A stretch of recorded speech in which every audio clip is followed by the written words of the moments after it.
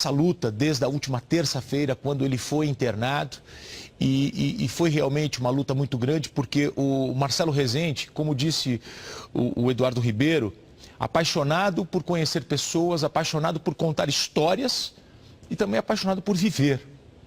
Como ele gostava de viver, de sentar com os amigos para conversar.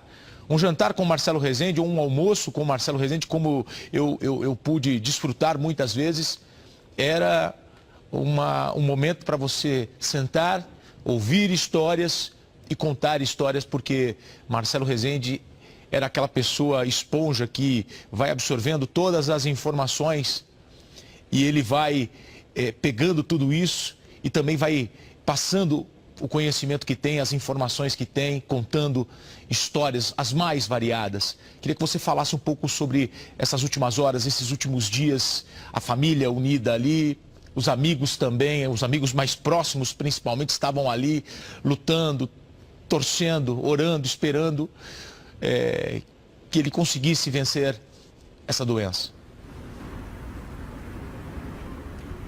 Eu posso lhe dizer, Gotino, que as últimas madrugadas foram bastante difíceis, porque nesse período havia uma vigília silenciosa aqui no hospital, das pessoas mais próximas, dos amigos, dos irmãos que Marcelo fez ao longo da vida e dos parentes. Marcelo tem 5 filhos, a família se reuniu, alguns desses filhos moram fora do Brasil, vieram para cá, tiveram tempo para essa despedida e também acompanharam, obviamente, a luta do apresentador, do pai, do ser humano contra essa doença, que é uma doença devastadora e terrível. E, sobretudo, as últimas horas desse sábado foram de uma esperança ainda por uma notícia boa. Foram de uma esperança por alguma leve melhora, por alguma melhora do quadro, que permitisse a ele vencer o quadro mais grave do momento, que era uma pneumonia séria, para continuar o tratamento necessário, pelo menos por uma sobrevida. Mas o fato é que nas últimas horas o quadro até melhorou, as condições dele melhoraram, mas efetivamente não foi possível fazer mais por ele. O quadro da doença era bastante avançado e, infelizmente, uma doença em órgãos vitais para qualquer ser humano, pâncreas e fígado. É claro que nós aguardamos agora os detalhes médicos e a postura médica sobre como o Marcelo chegou aqui na terça-feira e também respeitamos a todo momento a decisão da família de divulgar apenas aquilo que ache necessário. Nesse momento, mais do que falar sobre as últimas horas, é importante lembrar sobre as últimas décadas, porque Marcelo fez história no jornalismo brasileiro dessa maneira, cativando, como você acabou de descrever. Num almoço, num jantar, num encontro de corredor, ele parecia exigir o melhor de você, cobrar o melhor de você, mas sempre perguntando como é que você está, como é que vai a sua família, o que tem te feito feliz. E é isso também um pouco do que eu levo dele, eu guardo como colega de trabalho dentro da mesma emissora.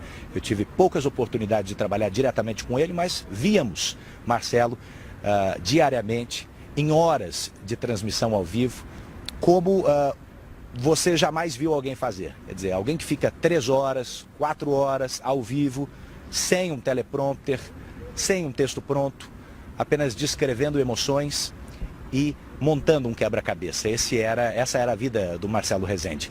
E não apenas na Record TV, mas em todas as emissoras, em todos os veículos de comunicação por onde ele passou a mesma energia, a mesma força de trabalho, a mesma vontade de vencer, a vontade de dar o furo, de entregar a notícia, mas com correção, com a vontade de acertar. E é isso que ele ensinou, sobretudo a essa nova geração de jornalistas que acompanhou Marcelo Rezende nos últimos anos, desde 2012, na nova formação do Cidade Alerta. E hoje eu tive a honra e também a tristeza de encontrar alguns desses colegas, abraçá-los e ouvir deles algumas das histórias que o Marcelo deixou para sempre no coração. São pessoas que o Marcelo transformou, muitas vezes a gente imagina, em verdadeiros personagens, porque mudava o nome, porque dava a eles a oportunidade de dar um tom pessoal e sentimental nas notícias que contava. E cada um desses novos repórteres, apelidados à maneira que o Marcelo cunhava, hoje, de alguma maneira, me contou uma história que fica para sempre nos nossos corações, porque um deles me disse, inclusive, Marcelo batia com uma mão e te abraçava com a outra, tentando te colocar no rumo da maneira como contar melhor aquela história, falando a linguagem que o povo entenderia, mas ao mesmo tempo dizendo: isso é importante, mas não é o mais importante da sua vida. Você precisa estar bem emocionalmente e cuidar da sua família para seguir fazendo bem o seu trabalho. Então, é essa história que a gente lembra.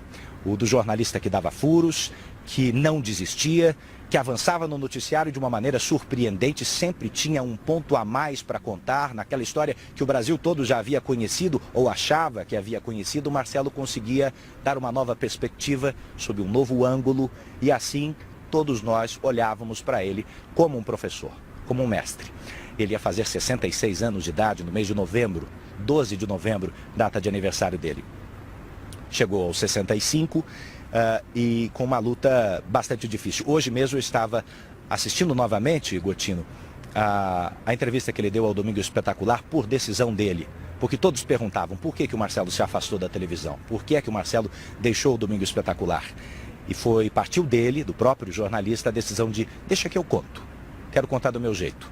Ele recebeu o repórter Raul Dias Filho na casa dele, na Grande São Paulo, e em nenhum momento pareceu esmorecendo, pareceu triste, pareceu agoniado.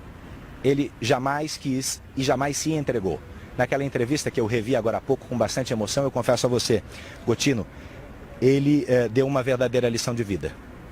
Um diagnóstico de uma doença grave que para muitos é uma sentença de morte, para ele foi um ponto de partida para restabelecer laços, para chegar mais perto da espiritualidade e para agradecer por tudo que fez e por tudo que viveu, lutando, não desistindo, porque assim era o Marcelo, Gotino.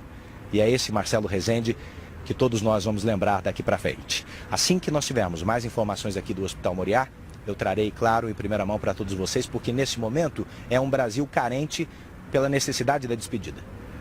Nesse momento é um Brasil carente não pelo que ele sofreu, pelo que ele passou nos últimos meses, mas querem render homenagens, isso é justo e necessário. Por isso, à medida que a família permita, à medida que a família determine as informações, nós estamos aqui humildemente para receber e repassar os detalhes necessários para essa tão necessária e honrada despedida a um personagem que marca não só as nossas vidas, que tivemos a honra de conviver com ele, mas a história do jornalismo das últimas décadas. Gotino. Eduardo Ribeiro, nós estamos recebendo milhares de mensagens neste momento e eu faço questão de transmitir as nossas sinceras condolências aos familiares e amigos do jornalista Marcelo Rezende, com o qual tivemos a honra e o privilégio de trabalhar e que atuou com tanto brilhantismo em nossa programação. O apresentador estava afastado do Cidade Alerta desde maio, quando ele descobriu este câncer no pâncreas e no fígado. Ele estava no comando do programa desde 2012 e ali imprimiu a sua marca, expondo os problemas de segurança pública do país com muita coragem, coragem inclusive que sempre pautou a trajetória de Marcelo Rezende, transformando